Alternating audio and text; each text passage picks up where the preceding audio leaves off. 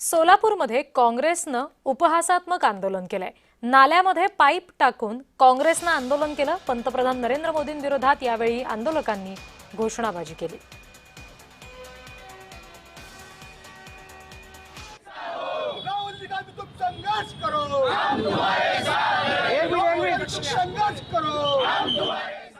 भारतीय जनता पार्टीचे जे कार्यकर्त्यांनी नेत्यांनी जे आंदोलन केलं, राहुलजी गांधीजींना जी जोडे मारण्याचं आंदोलन केलं, पण आम्ही त्याच राहुलजी गांधींना या ठिकाणी आज दुग्ध अभिषेक या ठिकाणी केलेला आहे। का देशासाठी लढणारा नेता एकमेव जे राहुलजी गांधी आहेत, अशा राहुलजी गांधींना आम्ही सगळेजण दुग्ध अभिषेक केलेला आहे।